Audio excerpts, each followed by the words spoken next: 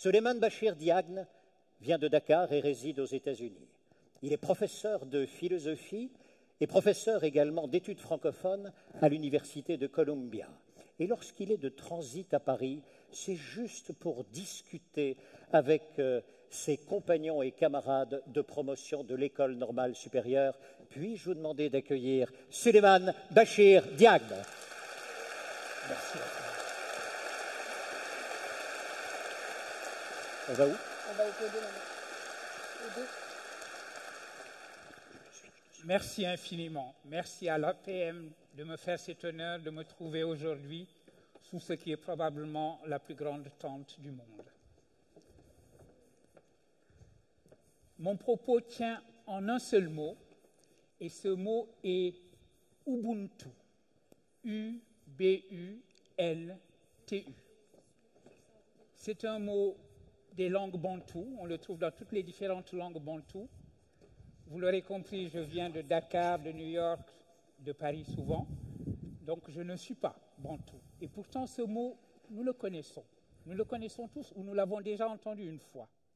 Parce que ce mot comporte la leçon que nous devons à l'Afrique du Sud de Mandela et de Desmond Tutu, l'Afrique du Sud d'après l'apartheid, l'Afrique du Sud d'après les Bantoustans, les murs construits pour séparer les humains. Et pourquoi est-il important ce mot Ubuntu? Et d'abord, qu'est-ce qu'il veut dire? Une traduction la plus littérale possible serait de dire qu'il signifie faire humanité ensemble, réaliser notre humanité dans la réciprocité. Je suis humain parce que tu es toi-même aussi une humaine. Eh bien, Ubuntu a été utilisé en Afrique du Sud pour dépasser la situation de l'apartheid et toutes les atrocités qui avaient été commises. Si vous vous en souvenez, si vous vous reportez dans les années 90, au début des années 90, le mot a été employé pour fonder la commission Réconciliation et Vérité qui avait été créée pour connaître des atrocités de l'apartheid, connaître la vérité, mais connaître la vérité en vue de la réconciliation.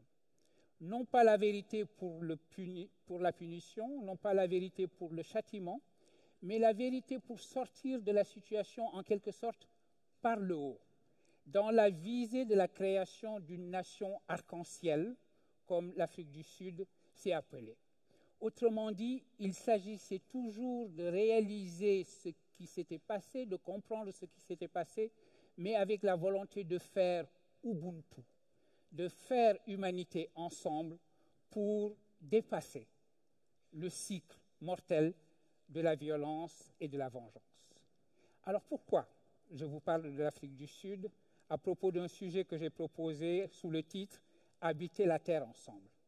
C'est parce que, au-delà de la considération de l'Afrique du Sud, ce mot Ubuntu, l'exigence Ubuntu, est une exigence universelle qui s'adresse à notre temps aussi, qui s'adresse à nous aujourd'hui, à un moment où il s'agit de détruire des murs qui séparent les humains d'eux-mêmes et de leurs prochains, qui les séparent de leur propre humanité, et donc il faut mettre en place à nouveau Ubuntu contre les crispations identitaires, les ethnonationalismes qui construisent des murs pour enfermer chacun à nouveau dans son bantoustan, pour évoquer le vocabulaire de l'Afrique du Sud de l'époque.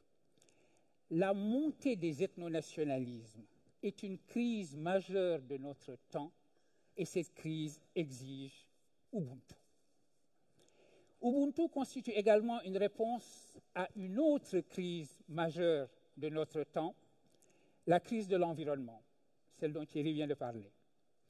Je viens d'un pays, les États-Unis, où les désastres coup sur coup, qui en ont Harvey et Irma, ont fait prononcer aux plus obstinés des climato-sceptiques ce constat qui a été fait il y a quelques jours par le sénateur John McCain, disant, je le cite, « Il se passe des choses sans précédent avec le climat dans le monde et il est important de se rendre compte qu'il y a changement climatique. Ceci était un grand changement parce que ce n'était pas le langage habituel des républicains que de parler ainsi. Ce n'est pas le discours habituel du Parti républicain, c'est déjà commencer à marcher vers Ubuntu. Pourquoi Ubuntu? Parce que c'est ce qui nous dicte notre devoir aussi de prendre soin de la terre, de procéder à ce qu'un philosophe aujourd'hui oublié, qu'on devrait retrouver, le père Théard de Chardin, appelait une humanisation de la terre. Voilà donc les deux points de mon propos. Ubuntu contre l'ethnonationalisme et Ubuntu pour l'environnement.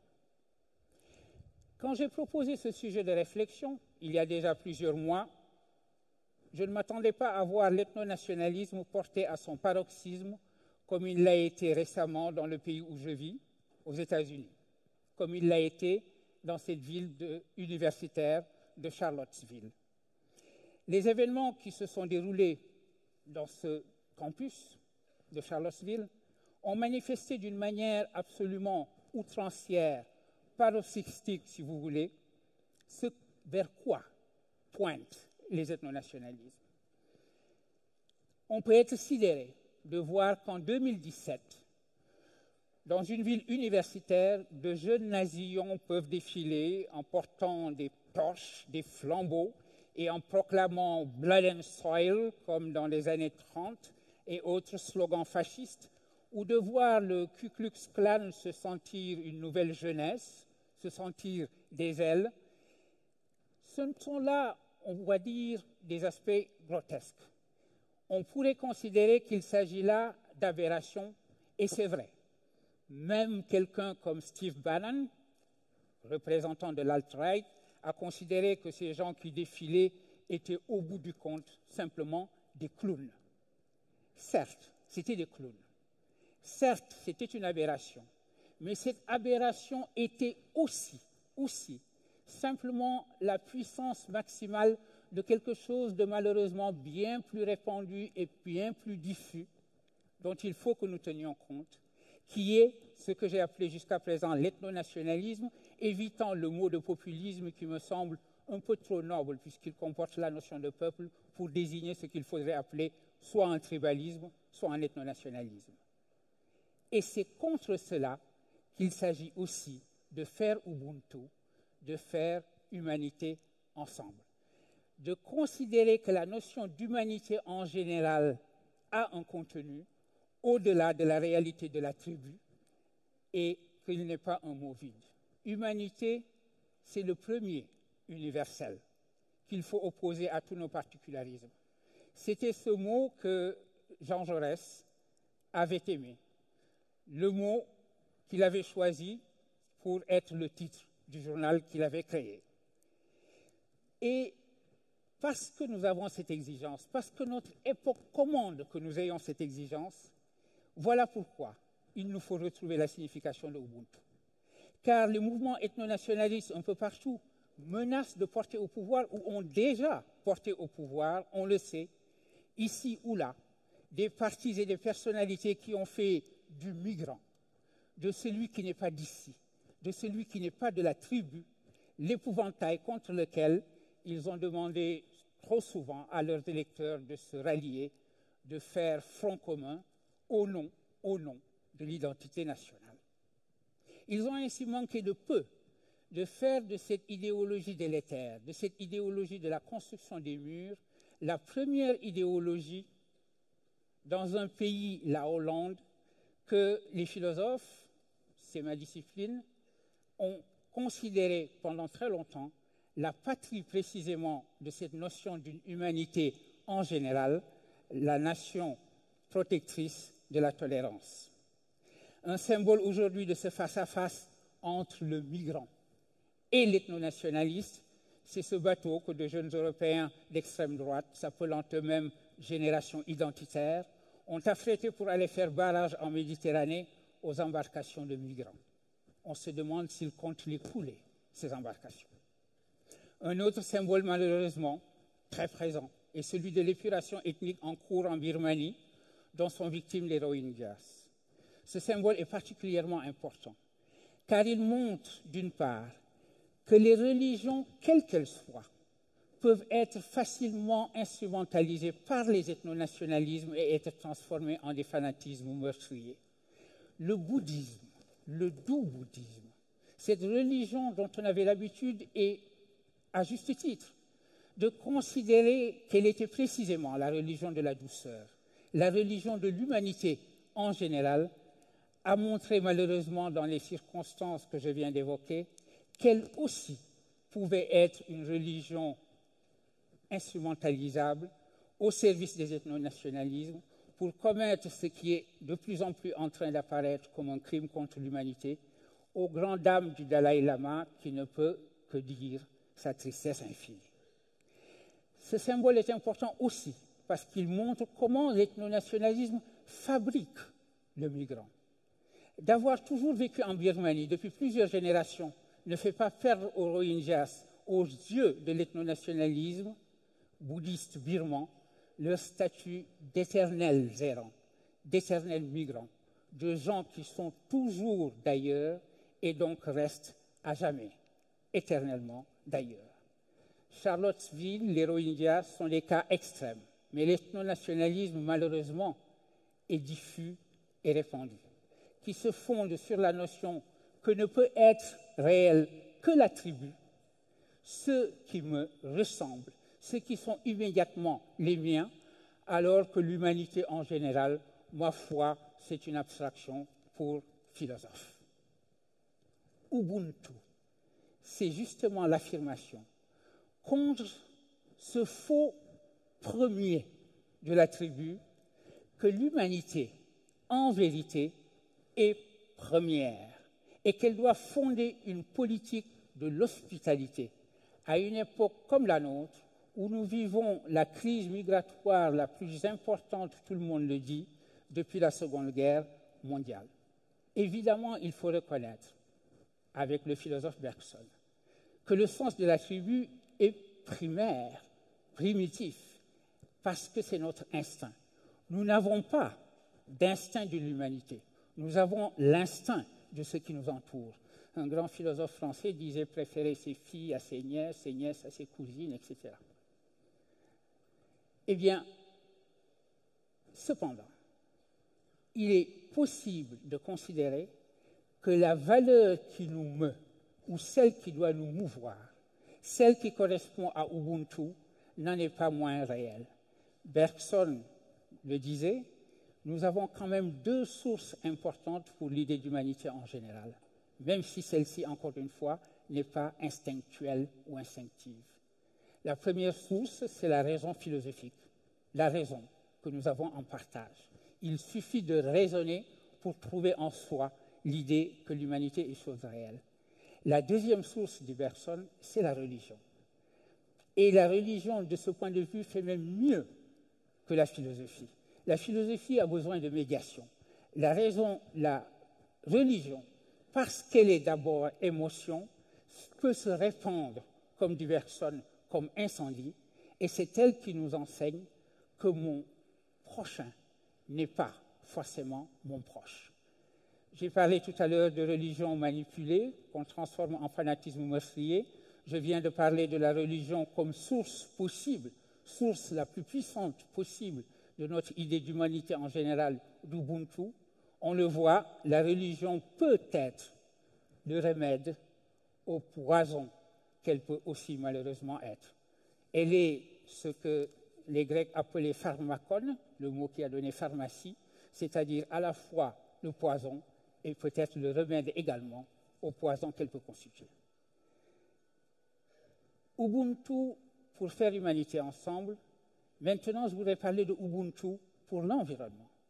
Je voudrais placer le nécessaire combat pour la protection de l'environnement sous le signe d'Ubuntu ou d'une humanisation de la Terre pour exprimer cette idée que l'humain ne se réalise pleinement comme ce qu'il a à être que s'il accède aussi à la conscience de sa responsabilité envers la nature, de son devoir de mener cette politique d'humanisation de la Terre.